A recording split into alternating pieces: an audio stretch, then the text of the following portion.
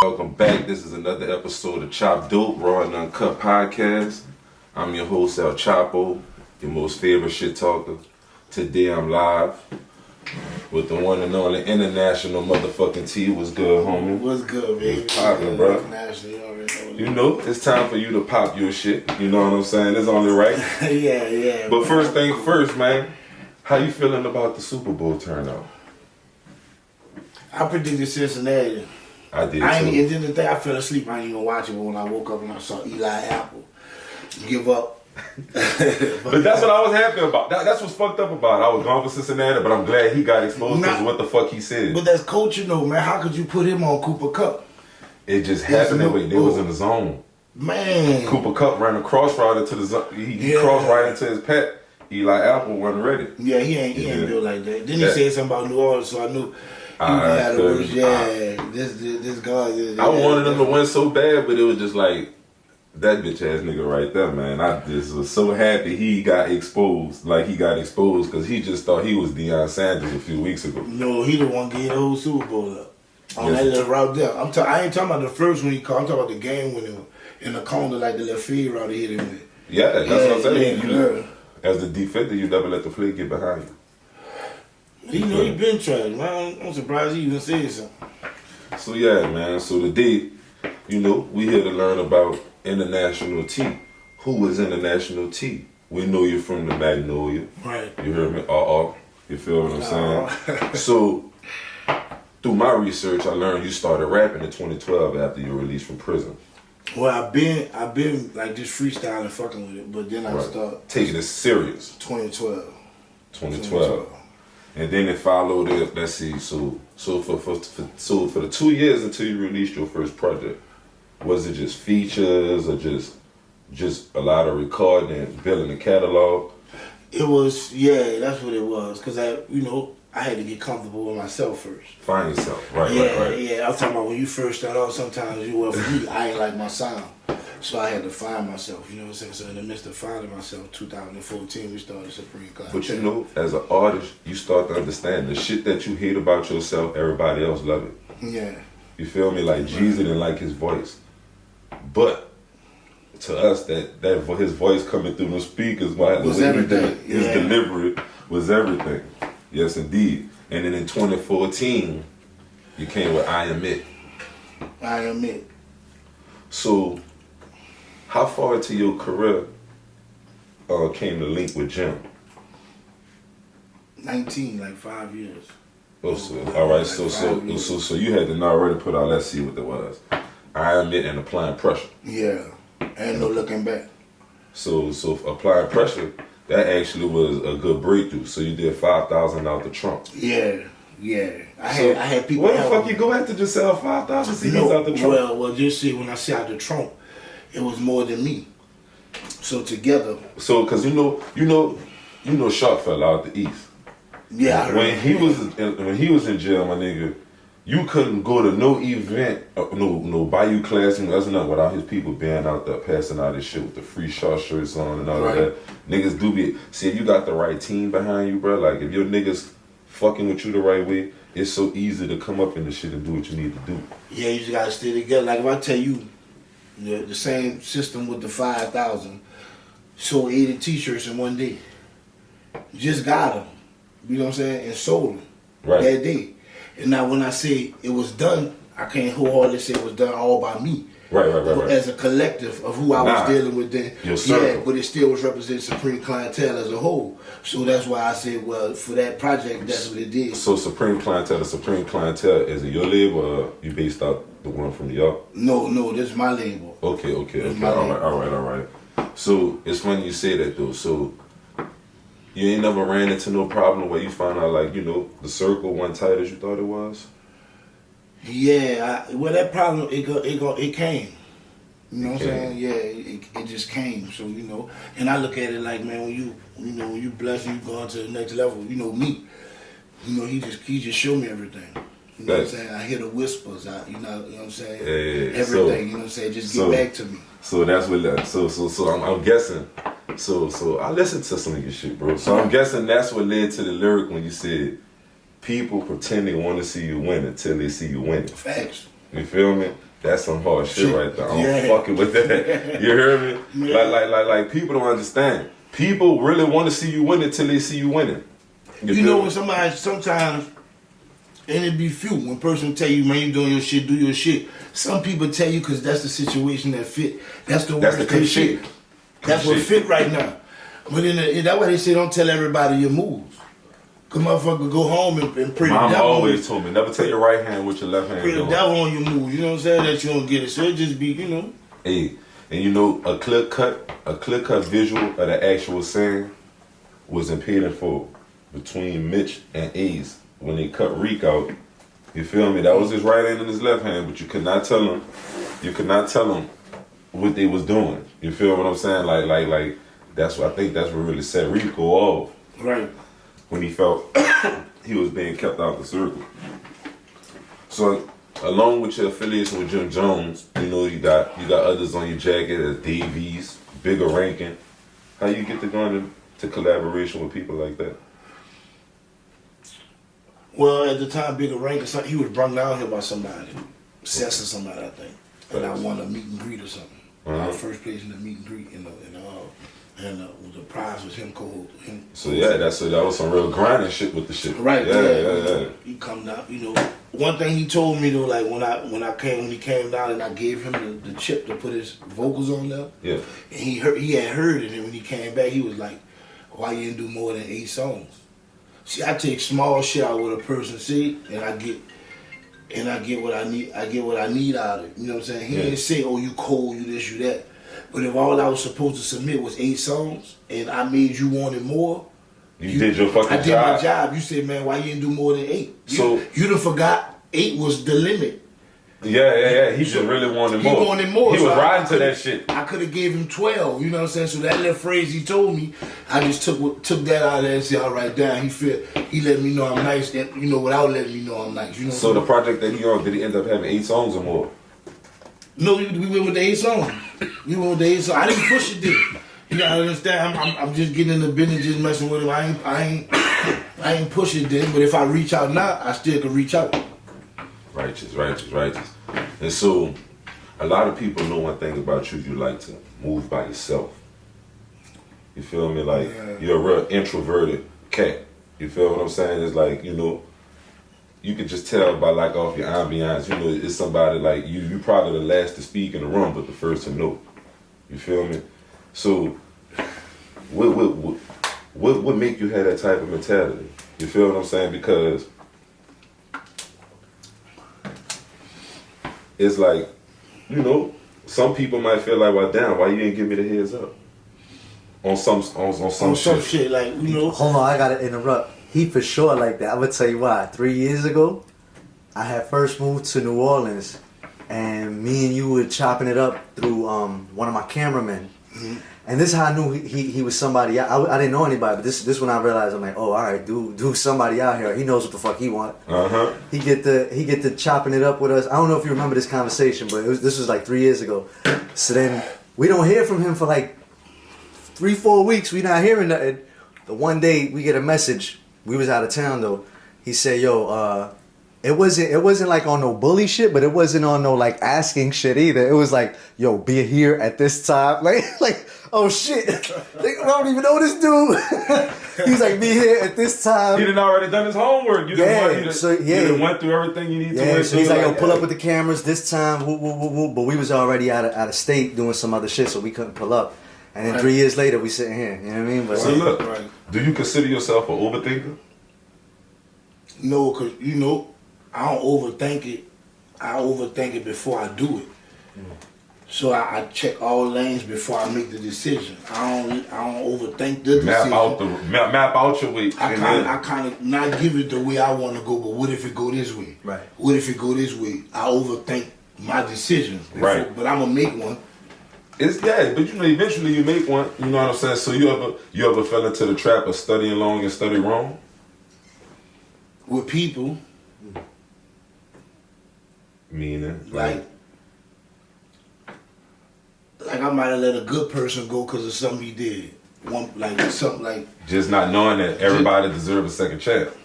You just, because Just cutting somebody off at the one time, like everybody really do deserve a second I chance. swear I'm vicious with that shit. That one and done. That one and done. Oh man. Yeah, I gotta get I'm cold blooded with that shit. I gotta get better at that shit too. Yeah, then it's something I can't control because it just be like my mind gonna want to tell you something like, oh, I won't fuck with you or get that right because it wasn't really about nothing. But my heart just not gonna let me do it. Real. So, moving on. Now that we know who T is, we know what T about. We need to know how T feel about some of the dirt that's being thrown on T name. So now, I'm not gonna say who said what because, like I said, they not here to defend themselves. Just like you wasn't there to actually defend what you wanted to say. You never really gave it. Like you say what you say about it, but you never really elaborated on what the situation really about. Like why would they even just throw that out in the air about that? Right. It's funny, like, right? So, because I'm not getting that vibe off you. You feel what I'm saying? yeah, like, you know. Look, before I said, somebody told me a story, right? Nigga said, man, you. Wait, hold up, time out. But now, before you say that, this is why I threw the introverted type shit because it could just be the simple fact. Let's say, for instance, like with the FBG Duck situation, right. He told his partner Melly, "Look, don't go to that party. I can't tell you why, because I'm violating this code." But I don't want to violate our friendship by telling you not to go to this party. Melly went to that party and got killed in that party. Mm-hmm. It was a party that was a setup for him to get killed. Right. But if your man's come to you and tell you something like that, you feel me? You really shouldn't ignore it. But if you don't give your signs come through, like, let me tell you something, bro. Your signs gonna come through a human, bad or good. God gonna send his message, the devil gonna trick you. Through a human. Every time. Yeah. Every time. That's the only way. That's called enigmas. All right, so you got to pay attention. So me can't see with blood in my eyes, right? Dude told me a story. Nigga said, man, you know how David beat Goliath? Because Goliath stooped to his level. He got on his knees. Gee. Damn, that is deep. He should have kept his advantage. That's deep. So if I'm Goliath, and I know I didn't tell, right? What the fuck I'm entertaining for? Right. No shit. It don't do nothing for me. I'm not an internet nigga. Right. Righteous. I was a giant for IG. Right. You know what I'm saying? Where you earned it from, your name being talked about. Nah, you know who brought you up a lot to me? Because I deal with Jim's people too. I did a little work with Jim and them. But I deal with the cats from up top, like Pop from the barbershop, them dudes. I think his name is the dude that does management for Jim, 730 Capo or something like that. He had brought you up a couple times to me. When I was Capone, yeah. We had did some work because I used to fuck with Jim when I was in Reading, Pennsylvania. We did a couple shows with Jim. My man, rest in peace, Fred the Godson. Thanks. My brother is the one who introduced me to Jim and set that whole situation up. So when I told Jim and them that I was gonna be in New Orleans, they were the ones that pointed me in your direction. Right. You feel what I'm saying? Right. And they always spoke highly of you. 730 Capone, that's his name. Yeah, Capone. Yeah. He spoke highly of you a few times. He was like, man, you need to get with international TV. I fuck with them heavy. Like. Yeah, they bring you up a lot. They definitely. Yeah, man. Them New York niggas talk about you, B. Yeah. We know holding it down from New Orleans, man. You just represent, you know what I'm saying? And real recognize real. Yeah. And it's hard. It's hard to get New York niggas to like anybody. They fuck with this nigga. I'm from there. But that's what I'm saying. So y'all so hard bone enough for y'all people, cause New York. But you gotta look how close. Like you heard me. You heard, yeah. You see what I'm saying? They say, my partner Snook and Jim, they say you heard me. Yeah. But y'all word is you heard. Jim and them used to be on that your hood. You hear me? Yeah. Like when you look at it, older interviews and older shit, like that's what I'm saying about the reference. Pre-Bird Gang days, really. But I live there and I live here. It's not that different except for the palm trees and y'all project a little bit smaller than our project. What palm trees? Y'all got palm trees in New Orleans. We ain't got no palm trees in New York. That shit don't grow here. But I'm just saying, they here though. No, I'm talking about like on Canal Street, nigga. Those were installed. Right, they bought them from Florida. They didn't grow. Nigga, they came on the truck with the state trooper. Yeah, I'm talking about something. They lined them bitches up. You hear me? Look, measuring and everything. You hear me? Red Nigga did that shit, man. Yeah, but they Red Nigga did that shit. But yeah, man. But yeah, so the rest of the story on that. So once he told me that, it just is what I needed to hear. You know what I'm saying? So that's why I just posted the paperwork. Right. You got mine. It's 10 years ago, right? I don't even know my name in the paperwork. You know what I'm saying? So the guy who was in there, you know who I had talked to, he wasn't on the line. Right. He didn't even get up there. So when I called him and said, man, look, why you manning him up there with that? He said, T, I'm telling him don't get up there with that like that. You know what I'm saying? Yeah. Because I got the people, like, the shit circulating around, you feel what I'm saying? And then, so, like, I was talking to one of my homies, we was reading, you know, my partner Bruce, shout out Bruce. And he was like, yeah, it don't say he no rap. He just said it just look crazy, like, how you naming the paperwork and shit. And I was like, well, but dude who I was dealing with who didn't say nothing, right? Right. They trying to get him to tell on me. He telling me this.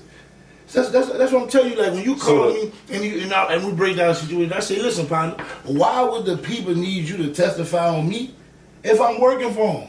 That don't make no fucking sense. At all. It's a double negative. Come on, man. So why would they even get up there and play my name? But you gotta think about this, right? When you nobody and you get attention from talking about somebody, you see what I'm saying? That IG trolling shit that made a lot of real niggas, bitch ass niggas. Who started that shit? Like, honestly, like, who really started with the IG trolling shit? 50.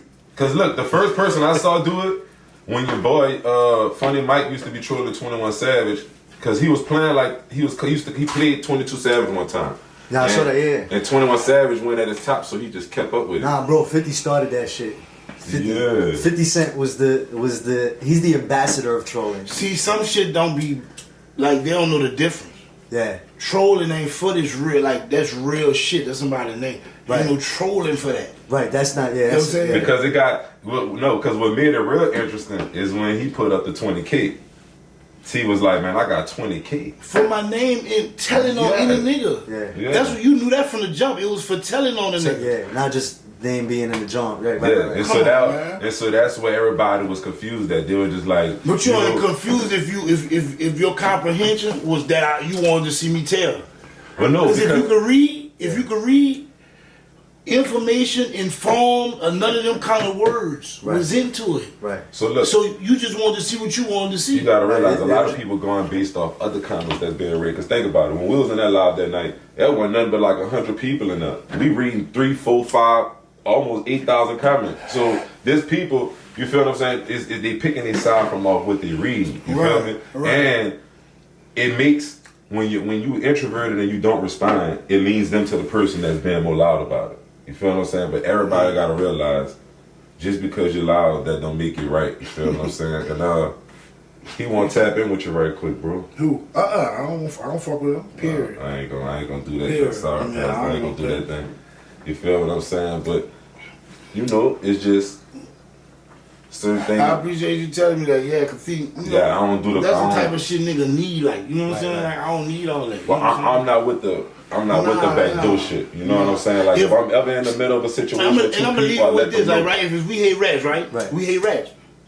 If I didn't rat, you should be man enough to come on there and say, well, look, now I had your bag. Right. This is a show. This is something you promoting. Right. You went to saying shit niggas DMing you. Like talking about a nigga on air, like, you know what I'm saying? You don't know nothing about me. Yeah, you see what I'm saying? Yeah. So if it ain't about we hate rats, it's personal. Right. Cause you trying to identify personal shit about me. Put something on you. It's your show, you know what I'm saying? So when you doing that type of shit, I entertain my name. Right. Cause that's my name. Right. Anything past that, I ain't got time for that shit. Yeah, real shit. Man, that's what's up, bro. I mean, you know, glad that we could get you to clarify that shit up because you know, man. It's something you can't let linger. Some shit just gotta be put to bed. You know what I'm saying? You gotta think about this too. It never was nothing to hide. My last Fed case, post the paperwork. Right. I threw a party with mine. Right. Post the mine paperwork first. parties that's going around. I threw the paperwork party. Right. Post my shit. Even when my shit was sealed, my lawyer told me take that shit down because it could have got me fucked up again. That's how bad my case was. Or some shit. Come on, man. Yeah. I'm glad I hit the live before you put that in there. So your lawyer told you to take the shit down. Yes. My charge was so bad it got dropped without prejudice. That means if I ever sell heroin again, they gonna pick up the old charge and indict me with it. Yeah, they gonna roof you. Come on, man. They gonna mend the It made bill. me like a Marlo deal. Yeah. You can't sell drugs no more. Right. If we do, we gonna punish you. Yeah. Come on, man. And so that was from 2012. No, that was from the last one, 19. The 2012 shit, I got caught in Naywell.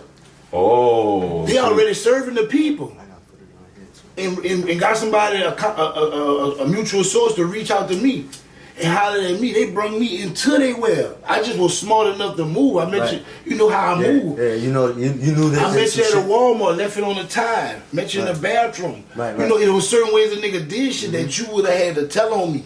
Remember, I had a situation here in JP. Listen, they ran up in my spot, 20 narcotics task force, ATF, DEA, all of them.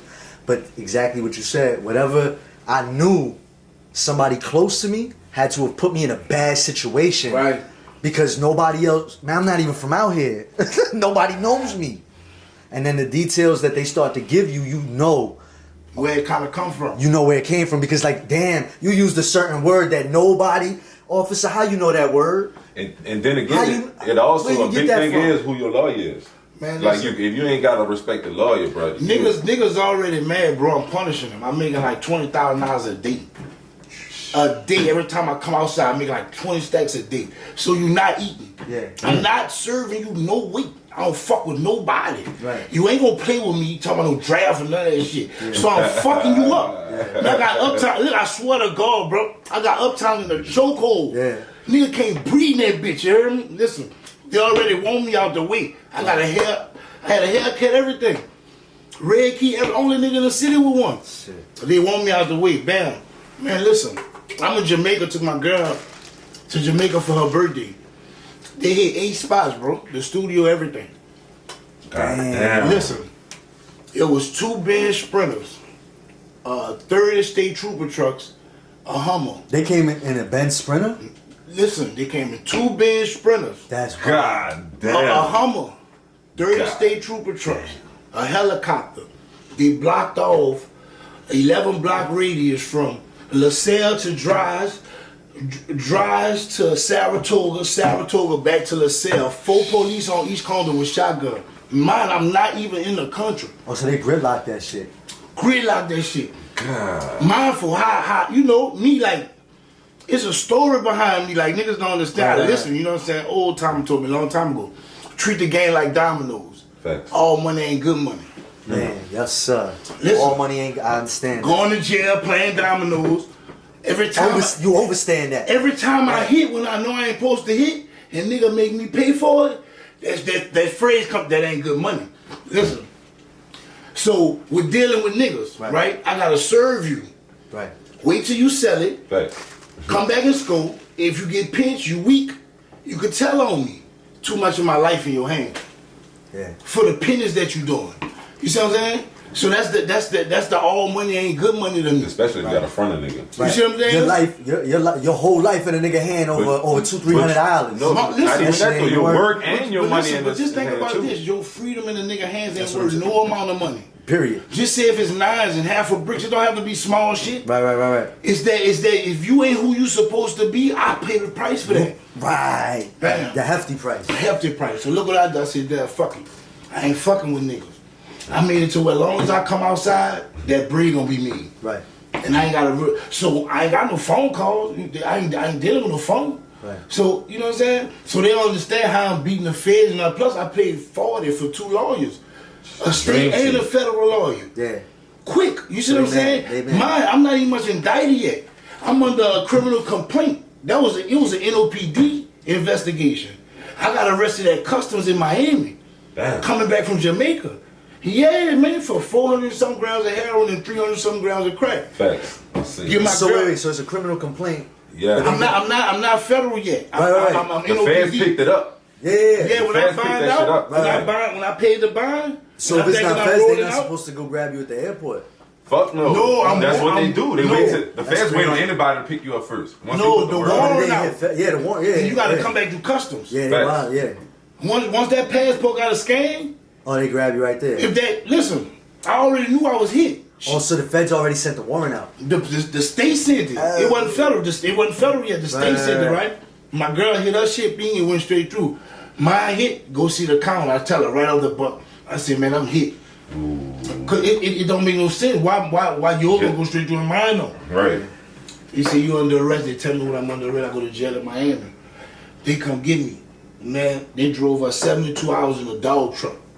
What? You throwing us hamburgers through the hatch. Yeah, That's yeah. how we eating for 72 hours, stopping and just back and forth and get to New Orleans. I buying out. When I thinking I'm buying it out, the feds down there. Come on. Yeah, they, that's how they make their bread. They bring me to Coverton. I go to federal, they got federal facilities. I go there. Damn. They just railroad. They just locked me in. So better now. They got you now. Yeah. They gonna play with you. They think they got me, but I'm the only one on my conspiracy. Right. Back once I had my lawyer street on it, Right. we got to the punch. So, they was just shocked. I swear to God, bro, they was just shocked. The DA told my lawyer, Cause you put in chest. it was just if you use shit, if you get something out of something, you use it to the best ability at work. The DA told my lawyer, she said, they got 848 prisoners. Where your client at? He the only one ain't on the wiretap. Cause you ain't using the phone. She said he intelligent. Listen, man, they hired prosecutors from Delaware Right. who had good records in drug cases Right. to get me. Like that's how bad, you know what I'm saying? Yeah. Cause I didn't know I had like 1,000 Crime Stopper calls on me. They went to, but mine, listen, I'm taking care of the whole block. Right. Everybody who need their rent paid, who fall short on anything, nobody ain't suffering. Right. So certain people gonna make sure you good too. They supposed to. They got the Right. That's not Right. That'll always work out like that. That's how I know. That's how I know. That's no matter law. how loyal how much good you is to a person, you can't get. That don't mean you gonna get That's why loyalty. they say never expect yourself out what you do. Loyalty only gonna come out of a person who already loyal. Yeah. No shit. Nothing you could do for a person can make them loyal. I don't give a fuck. 'Cause see, when it was time to represent me, they told.